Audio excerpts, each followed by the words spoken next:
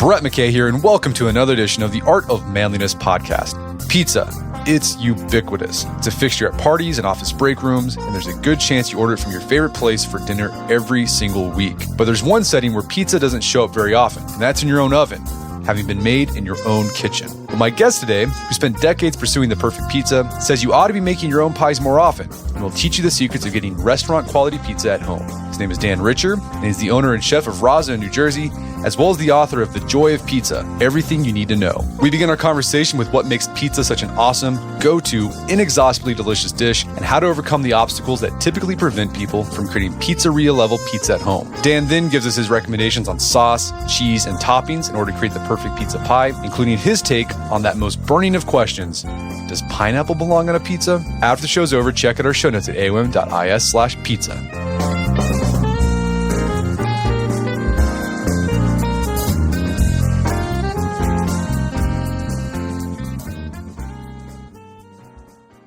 All right, Dan Richer, welcome to the show. Thanks for having me. All right, well, so you got a book out called The Joy of Pizza, and it's all about it's about your quest to make the perfect pizza, or get as close as you can to the perfect pizza. Tell us, what led you on this quest to get as close as you can to pizza perfection as possible? Yeah, so I mean, that's a hard question to answer, but the gist of it is, I was 26 years old. I bought a failing pizzeria. I maxed out 3 credit cards and borrowed very small sums of money from a lot of different people. And at 26, I had my own restaurant, and it happened to have 2 wood-fired ovens and a really bad pizza recipe. And I recognized very early in my career that the restaurant business is a meritocracy. The better we are at our jobs, the more people enjoy it and return. And that's what makes a successful restaurant. We're good at what we do. People are going to come back. So I just really wanted to make the pizza as good as I possibly could. And I'm still doing that every day. It'll never be finished. Pizza is a lifelong quest. It's a series of choices and techniques that we use to put together a pizza, which seems so simple. Everybody understands pizza. My 4-year-old son understands pizza, but it's extraordinarily complicated when you want to put it together in a way that you truly believe in. So you're the chef of a restaurant, Raza Pizzeria. Yes, in Jersey City, New Jersey. In Jersey City, New Jersey. Like, what kind of pizza do you do? Like, what's your specialty? Okay, so we make American artisanal pizza. That's the only way I can describe it. It's not a New York slice. It's not a Detroit style pizza. It's not Sicilian. It's not Neapolitan. Our fuel of choice happens to be wood. So we bake in a wood-fired oven. When I was coming up with the pizza of my dreams, I started writing a list of characteristics about pizza in general that I love and that I wanted to recreate in my pizza. I knew I didn't want it to be soft. I knew I didn't want it to be wet and soggy. So I started with a list of maybe 8 or 10 characteristics. And over the years and over the decades at this point, I've accumulated a list of about 60 different characteristics about pizza that I think makes my perfect pizza. And now listen, this is my perfect pizza. It's not everyone's perfect pizza, but it was a set of blueprints that I used for the creation of our pizza. And it's a list of characteristics that I use to teach my team and hold my team accountable and let them hold themselves accountable for producing the product that is the Raza pizza. So give us the description, like what is that? What is your perfect pizza? What are some of the characteristics that it has? So we have an idea. Okay, so it's everything from the structural integrity of it, right? It should be able to be picked up with your hands and not have that floppy, wet, soggy thing. It should have a crust that is deeply caramelized. It should have a crust that is light, airy, tender, big open holes in the crust separated by thin cell walls. The flavors of the crust should be aromatic and floral, fragrant. It should smell and taste like fermented wheat because that's what it is. The tomatoes should have a balance between sweetness and acidity. The sweetness shouldn't be cloying, like I added some sugar to my sauce. We don't ever do that. Tomatoes are a fruit and they should be sweet. The cheese should melt and flow fully on the pizza. It shouldn't be little clumps of unmelted cheese. Yeah, I mean, there's so many. What makes pizza? I mean, it seems like pizza night. That's a tradition, I think, in most American families. What makes pizza such a go-to food? And like even mediocre pizza, even pizza that's got the floppy mess with, or the cardboard crust, it's okay. You're never like, oh, I've never had a pizza where I'm just like, this is disgusting. I'm like, that was okay. What is it about pizza that makes it good? Like that, such a go-to? Yeah. So for me, it's probably 3 or 4 things. One, it's fundamentally delicious, right? It satisfies on a very deep level. Melted cheese tastes great. Who doesn't love melted cheese, right? It provides a little bit of protein, fatty, rich, and then it's balanced by a sweet yet acidic tomato. An acid always balances fat, right? Acid is kind of the counterpoint to fat, and sweetness is the counterpoint to acidity, right? So you have all of these flavors, and it's all baked on top of a fresh piece of bread, because fundamentally pizza is a flat bread with condiments baked onto it. So when you bake on something like melted cheese and a sweet tomato, it's just fundamentally delicious. There's also the affordability factor. A pizza is not very expensive in the realm of dining out. It's accessible and approachable to everyone. It's probably the first food that I was able to buy for myself as a child. And I'm dating myself a little bit, but when I was a kid, a slice of pizza was $1. So I knew that I could scrounge up 4 quarters nestled inside my couch cushions and go to the store and buy myself a slice of pizza. And that's childhood. That's another thing. Like pizza is deeply ingrained in a child's life. It's at every birthday party, after baseball games and soccer games, school events. We had pizza night twice a week when I was growing up, and it was a way for the family to come together. And there's that equity portion that a kid gets the same slice of pizza as your parents. It levels the playing field, and it brings people around this communal dish. And I'm personally, as a chef, I'm obsessed with communal dishes. Like paella is one of my favorite things to make.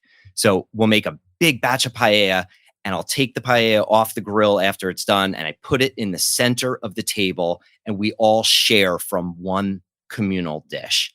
There's just something so connected about that. And that's one of the things that food does in general. But when everybody gets their own dish, it's a little bit less special than when everyone shares from the center of the table. So you make pizzas for a living, but your book is about helping people make pizza at home. And I was thinking about this the other day as I was reading your book is, pizza is a simple dish. Like you said, it's bread with cheese and sauce and some toppings on top of it. It can't get simpler than that. Yet people typically don't make pizza at home. Like in our own family, we've made pizza at our home in our own family before, but it's rare that we do that. And I imagine there's a lot of people like me as well. What do you think holds people back from making their own pizzas despite being a simple dish? I think pizza making is a very difficult skill. I put pizza making in the same category. We're more similar to plumbers and carpenters than we are to chefs, where we have to learn, like if I was a carpenter, right, I have to learn the properties of wood. I have to understand the hardness and how walnut's different from oak and maple and how to treat it slightly differently. And then I have to learn the techniques for how to join wood and put the pieces together to make the art, right? So I have to understand the science and the technique in order to practice the craft. And it's a lifelong pursuit. It's not something that you can typically nail the first time you try it. I think I've over the course of 20 years of making pizza, the first 15 years I had awful success when I tried to bring the restaurant's dough to my house and just bake it in my oven. It doesn't come out the same. The restaurant equipment is typically, the ovens are typically at a slightly higher temperature than your home oven can get. So by using a store-bought dough that was produced for, say, a higher temperature oven, which most pizza dough is, you're going to have bad results. What I did with my doughs in our book is I reverse engineered the dough to bake properly in the home oven. Gotcha. Does that make sense? Yeah, that makes sense. Yeah. Let's talk about that, how people can get closer to pizza perfection in their home. Like equipment, at your restaurant, you're using wood-fired ovens, brick. People have probably seen those at different pizza restaurants. Do you need something similar in your own home to get a quality pizza? Absolutely not. And that's one of the biggest misnomers that prevents people from making pizza in their house. Oh, it's the oven. It's not the oven. You just need to tailor your dough around the specific oven that you have. So there are high temperature ovens now for the home, like Uni makes one. Gosney has the Rockbox and Dome. It's a booming industry. People are getting these cool little home ovens to make a pizza that you need a higher temperature oven for.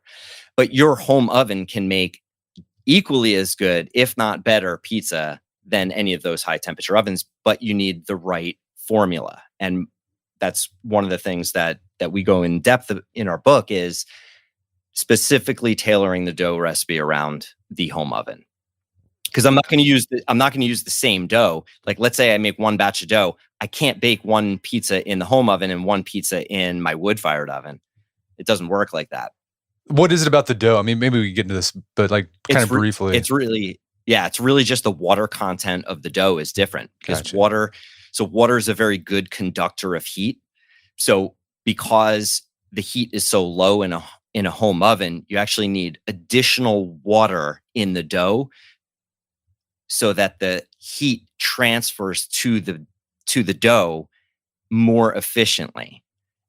Now, let's say I used a wood-fired oven, my water content would be very low because the heat is so intense that I want a low water content to prevent burning. So if I used a very wet dough in a very hot oven, the water would aid in heat transfer to the dough too efficiently, and the pizza would burn, which is something, it's like not common sense. It's really like I had to study a bit of thermodynamics to understand how a pizza bakes properly in different environments. It's super interesting. And that's the thing about pizza. Like it's a simple food, but there are tons of rabbit holes that you could go down. And I really enjoy going down those rabbit holes. It's fun. It's engaging. It keeps me learning. It keeps me growing. It keeps my team engaged. And it's endless in what we can learn from such a simple and understandable food. Okay, so the key to making good pizza at home is you got to raise the water level in the dough. And you got recipes in the book with exact ratios on that. And it all depends on the type of oven you're using. But besides that, is there anything else people can do to cook good pizza in a conventional oven? Like, for example, do you recommend a pizza stone? Yeah, so there are two main pieces of equipment or tools that you absolutely have to have in order to make great pizza in your home oven. Okay. One is a scale. Okay. For weighing your ingredients. You have to weigh out all of your ingredients for these recipes to work. Okay. Baking it's all based on ratios. The ratio of flour to water, the ratio of salt to flour, the ratio of yeast to flour. They have to be weighed out because volumetric measurements are not accurate. Your cup of flour versus my cup of flour, even if you try to scoop 2 cups of flour in a row, you're going to get different quantities of flour. So you got to use a scale because 100 grams of flour is 100 grams of flour all around the world, man. So the other tool that you need is a pizza stone, a pizza steel, or some fire bricks. You have to build thermal mass into your home oven. Pizza bakes in a multi unidirectional way. Okay. It's baking from the bottom up. Okay. It's called conduction. It's that direct contact. Your pizza's sitting on a hot surface. Okay. And it's cooking the pizza from the bottom. Then you have radiant heat and convection, where you have moving hot air and waves of heat from all the other directions. And that's what's cooking the rim of the pizza and melting the cheese, cooking the toppings, and making it all come together. So you have to balance those three types of heat. And it's really the radiant heat and the conductive heat that we're trying to keep in balance. Okay. Your home oven has a wire rack. There's no possible way to get that conductivity, that conduction, to cook the bottom of your pizza. So you'll be left with a pale white. It'll probably be completely raw on the bottom. And that's just not delicious. You have to build that conductive heat by inserting something into your home oven to capture the heat of your oven and then be able to transfer by conduction to your pizza. Okay. So a pizza stone, a pizza steel, or even fire bricks. Like every big box store sells fire bricks that you can just get 8 or 10 of them, put them into your oven close together. You don't want gaps in between them. Preheat that thermal mass for a minimum of an hour. 2 hours is better. You want that heat from your oven to be stored in that thermal mass to be available for conduction. So if you don't have that thermal mass, don't even try to make a pizza. It's not going to come out great. We're going to take a quick break for a word from our sponsors. And now back to the show. Okay, so you make your dough. Like the thing I think it might intimidate a lot of people is like shaping the dough into a pizza shape. It's like, how do you get it to that where you have that rim of crust and it's not too thin in the middle? Because every time I've tried to stretch a pizza, I'm like, this is way too thin in the middle. Where do people mess up there in the dough shaping part? They tend to exert themselves onto the dough and touch the dough too much. You just have to be very gentle, touch the dough as little as possible, keep the dough dry with dry hands and extra bench flour. But honestly, gravity is one of the best stretchers of pizza out there. Just hold it up and it will stretch itself. My 6-year-old daughter can make a pizza start to finish, and if she can do it, anyone can do it. How big of pizza do you go for usually? We do 12-inch pies because that fits great in a home oven. I also like the smaller size because I can make more varieties, right? We can start with a margarita, then we can do a mushroom pizza, then we can do, anything else that we picked from our garden, or if we happen to have leftover sauteed broccoli from the night before, I can chop it up and make a broccoli pizza, right? So I like having a smaller pizza so I can make more of them. Plus, as we're making pizza in my home kitchen, everybody is gathered around our center island. They're in our kitchen. My wife, my kids, my son gets a chance to stretch one of the pies and top one of the pies. My daughter gets a chance. My wife even gets a chance. And by having that smaller pizza, it's just a little bit more fun. It makes a night out of it, and we love that because it's about connectivity and being together and teaching skills. And there's so many things we can learn about pizza and that I can teach to my kids that we try to make a night out of it. It's special. All right, so you got the dough, that's the foundation. The next important part of pizza is the sauce. And you keep things really simple with your sauce. Tell us about your approach. Yes. So my approach to all ingredients is buy the best raw materials and treat them as simply as possible. If you have a great tomato or a great butternut squash, you don't have to do anything to it. They're perfect as is. So that's why I feel like I'm not really a chef, because I just let the ingredients do the talking. But when you taste my tomatoes, it would be a crime to add garlic, oregano, basil, sugar. It's just a crime. They're perfect. They were grown very well. They were canned very well. And it would be sad for that tomato to lose its sense of self. Okay, so you don't add anything to it. It's like pretty much raw. And like also the thing you don't do is you don't pre-cook it before you put it on your pizza. Right. Yeah. So I'd say 95% of all pizza sauce is uncooked. And when I say uncooked, it's been cooked once, right?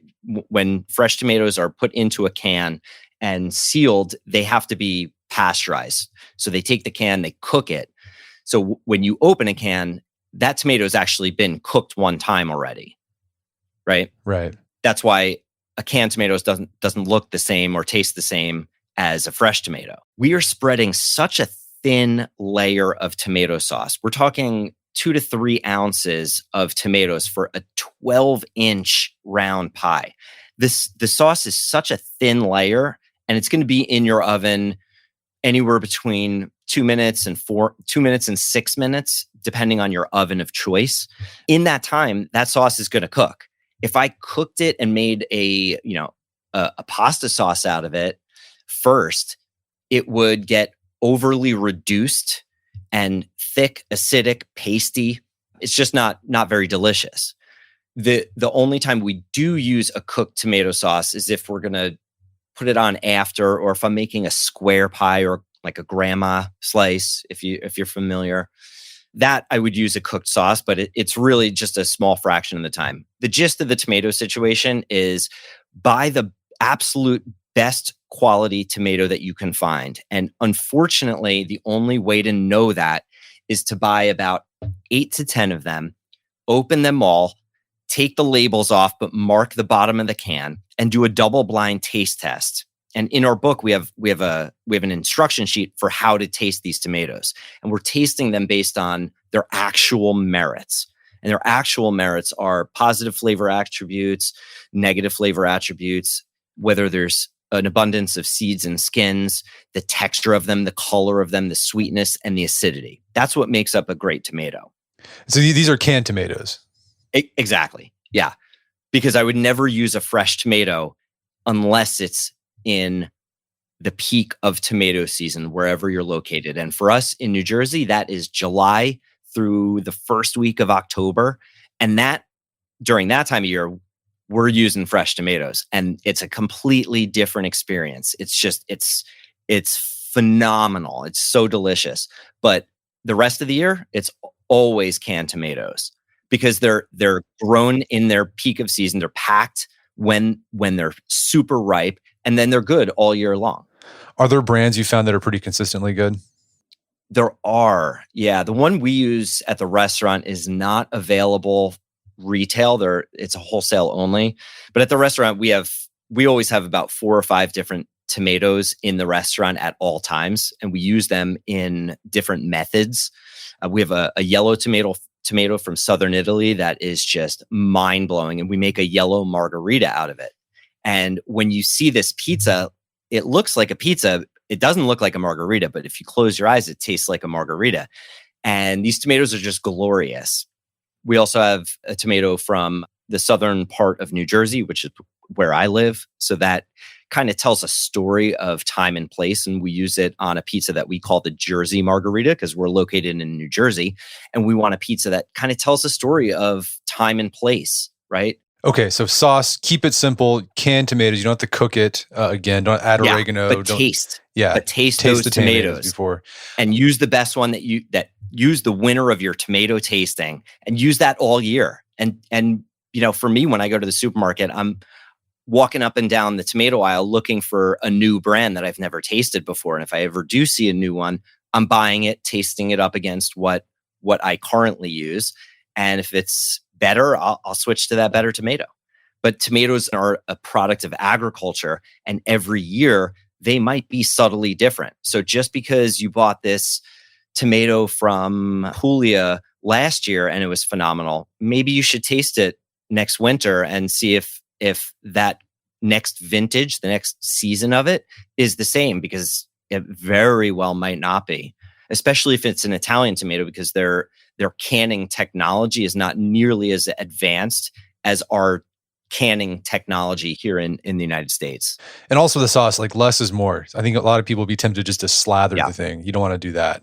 Yeah. Yeah. In our book, each of the pizza recipes has a before the bake picture and an after the bake picture. So you can see how much of each ingredient really goes on. And it's way less than you actually think. It's human nature to just want to put more and more and more on, because you spend a lot of time cutting that cheese and making your other toppings. Of course, you think it needs a little bit more than it actually does. Okay, so let's move to cheese. What's your go-to? So is mozzarella your go-to cheese for pizza? So mozzarella is my go-to. We always have at least 2 different types of mozzarella, but really any cheese is great for pizza as long as you like it, right? I can tell you Taleggio is the best cheese for pizza, but if you think Taleggio smells like feet and you are disgusted by it, that would be the worst cheese possible for you. So number one, use what you like, but really look at cheese. Look at the cheese, right? If you're going to put the cheese on before you bake it, the cheese has to be a good melter. And some good melting cheese are mozzarella, Taleggio, Scamorza, any of the Swiss cheeses like Gruyere, Raclette. There are great melting cheeses out there. So if you're going to put the cheese on before the bake, make sure it's a good melter. After the bake is a completely different story. Then you can use hard grating cheeses like, of course, Parmigiano Reggiano, Grana Padano, Pecorino Romano. But even if, like, let's say you love goat cheese and want to make a goat cheese pizza, well, goat cheese doesn't melt at all. It kind of just stays put and gets crusty and weird. So put it on after the bake, right? So just look at the cheese that you love and decide if it's a good melter. If it's a good melter before the bake, if it's a bad melter after the bake. So how do you spread your cheese out on your pizza so you ensure adequate coverage and you want that structural integrity so things don't just plop off when you lift the pizza to your mouth? Yeah, so the quantity is super important. It's more important than the actual moisture content of it. So I do like a wetter mozzarella that will flow fully and completely, but I tend to use much less of it than if I was using a drier, more processed mozzarella. So quantity really is everything here. Gotcha. All right, so let's move to toppings. We got the dough, sauce, cheese. What are your go-to toppings for pizza? This is the fun part. Sky's the limit, man. Sky's the limit. Everything from, so we have a sad little backyard garden that, depending on how much time and energy I have, it grows great things or just sits there and does nothing. But, anything that grows can make a great pizza topping. Like I said earlier, even leftover sauteed broccoli or spinach, or really the sky's the limit. You got a corn pizza. There's corn pizza. Hell yeah. Biggest selling seasonal pizza all year. This is the corn pizza? By far. Yeah. Wait, okay, so what do you use, like a regular like margarita sauce on that? Like what do you do for that? No. Okay. So that's a white pie. So we do fresh mozzarella, a little Scamorza cheese, which is a cousin of mozzarella. It's a drier, more aged mozzarella, a little bit of shaved onion, and in season corn. I would never make this corn pizza any other time of year except August, September. Okay, because the corn is completely different when it's out of season. We want it to be that glorious taste of summer where you bite into the pizza and each kernel pops in your mouth with sweetness. And then we pair it with a little bit of fermented chili paste that we make to increase the heat, which balances the sweetness of the corn. And listen, I know you guys, whoever's listening out there, you're gonna think I'm nuts for putting on corn on a pizza. But trust me, follow me on Instagram, watch the reactions to people when they bite into this corn pizza. It sounds weird, but when life gives you lemons, you make lemonade, man. And in August in New Jersey, we got corn everywhere. And it is good if it's treated properly. So a lot of your toppings are dependent on in season because you like to use seasonal ingredients. Yes, because a strawberry in the middle of January does not taste like a strawberry. Have you put a strawberry on And a it was pizza before? I know it was a bad reference because I would Okay. never put a strawberry on a pizza. But the gist of my topping situation is, number one, I pick a star of the show, right? I pick a main character, right? So if peas are coming in my garden and I have these glorious fresh peas that I can only get really 3 weeks a year, if I have those fresh peas, I'm going to pair them with something super, super simple and complementary. So complementary to a pea would be something like a really delicate ricotta cheese, maybe a little bit of guanciale or bacon. We try to keep that supporting character complementary and not overpowering. I love meats on my pizza. So obviously pepperoni is like the world's favorite pizza topping besides cheese. I love other cured meats, prosciutto, speck.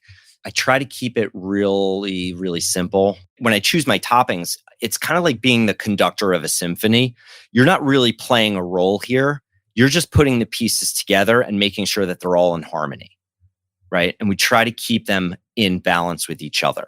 Well, speaking of pepperoni, like I love pepperoni pizza, but there's like particular type of pepperoni pizza that I like. I like it when it's cooked in a way where the pepperoni kind of curls up and it's cuppers. Like, cuppers. Those I don't like it when it's just like the big giant pepperoni lay flat. I don't like that because it's all there's lay flat and gross. There's cuppers. I like the cup because it's crispy on that edge and it's got it just exactly. It hits nice. Is that your preference? Yeah, we're cuppers here. What makes what makes the pepperoni cupper lay flatter? So if it's sliced to the right thickness, cuppers are typically sliced a little thicker, and they're also in a natural casing. And the casing, I guess, contracts faster than the meat, and you get that cup when it once it hits a certain temperature. I prefer cuppers cut to a very specific thickness. So for our pepperoni, we actually have to slice on a deli slicer every round of pepperoni that goes on our pizza. So it's very labor intensive, but for me, it's a no-brainer. It's very well worth it. I love those two different textures where the rim of the pepperoni is a little bit caramelized and crispy, but the bottom lays flat. There's a little pool of pepperoni juice. Yeah. We actually shave garlic on top of that pizza, like super, super thin. And when a really thin slice of garlic gets stuck in one of those pepperoni cups and from the heat of the oven, it gets fried in that pepperoni oil. That is one of my favorite bites of food in all of humanity.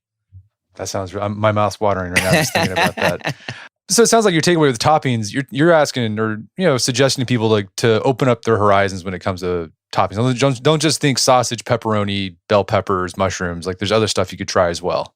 Yes, but if you are a simple person like I am, right? So if I could make one pizza for the rest of my life, it would be a margarita pizza, like no questions asked. When I'm at my house, I always make at least one margarita. It's kind of my gold standard. It offers comfort. It offers challenge. It offers creativity. Like I said, we have 4 or 5 different tomatoes in the restaurant, and if we change one product on the margarita, it completely changes the experience of that pizza. Okay, so here's the question: does pineapple belong on pizza? I get that question all the time. I know you do. What's your take? Yeah. Okay, so me personally, I do not make a pineapple pizza. If my restaurant, Razza, was located in Hawaii or Costa Rica or anywhere where pineapples grow down the street and there's a huge abundance of them, I would put them on a pizza. Granted, pineapples have sweetness and acidity, right? That's what a pineapple is, sweetness and acidity. So I would not add tomato sauce, which also offers sweetness and acidity. That is not a good combination. But I would do a white pie with a little bit of fresh pineapple. Definitely never canned pineapple. That's just an abomination. Well, speaking of the like regional differences of pizza, you just reminded me of something. When I lived in Mexico, they had pizza down in Mexico, But, they would put like jalapeno peppers on it, but like fresh out of the can, jalapeno peppers sliced. But here's the weird thing.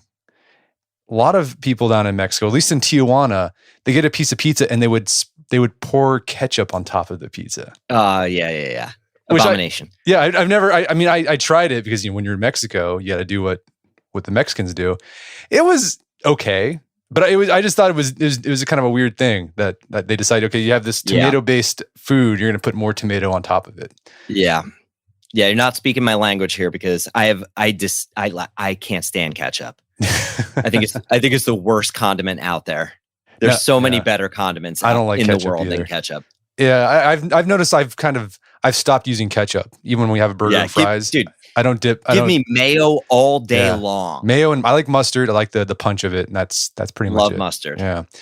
Okay, so pineapple. Okay, so if you're in Hawaii, you might put pineapple on a pizza. Yeah, but if you like pineapple and if you grew up on it and you have this deep connection to your childhood eating ham and pineapple pizza, who am I to tell you what you should like or dislike? I'm nobody. You should keep doing what you do and enjoy it.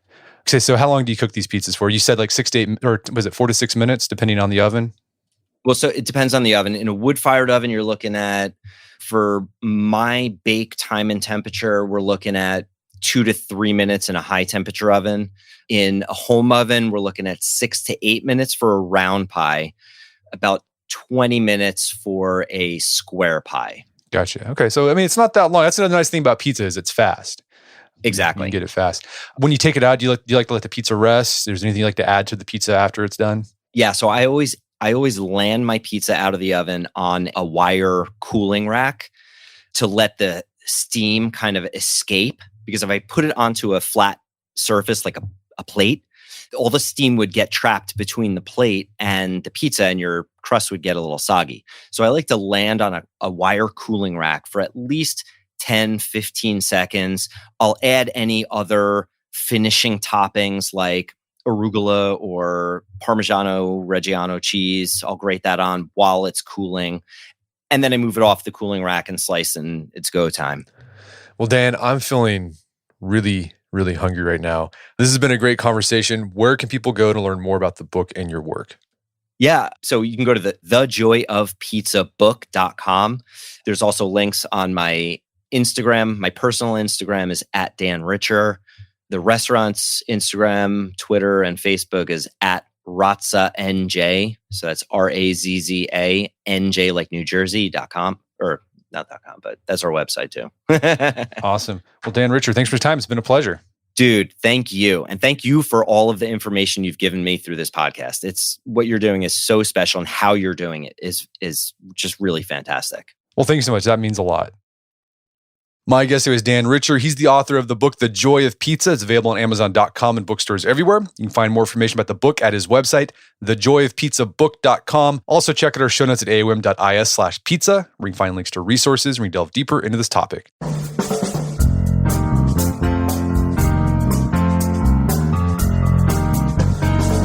Well, that wraps up another edition of the AOM podcast. Make sure to check out our website at artofmanliness.com, where you can find our podcast archives, as well as thousands of articles written over the years about pretty much anything you can think of. And if you'd like to enjoy ad-free episodes of the AOM podcast, you could do so on Stitcher Premium. Head over to stitcherpremium.com, sign up, use code manliness at checkout for a free month trial. Once you're signed up, download the Stitcher app on Android or iOS, and you can start enjoying ad-free episodes of the AOM podcast. And if you haven't done so already, I'd appreciate if you take 1 minute to give us a review on Apple Podcasts or Stitcher. It helps out a lot. And if you've done that already, thank you. Please consider sharing the show with a friend or family member who you think would get something out of it. As always, thank you for the continued support. Till next time, it's Brett McKay, reminding you not only to listen to the AOM podcast, but put what you've heard into action.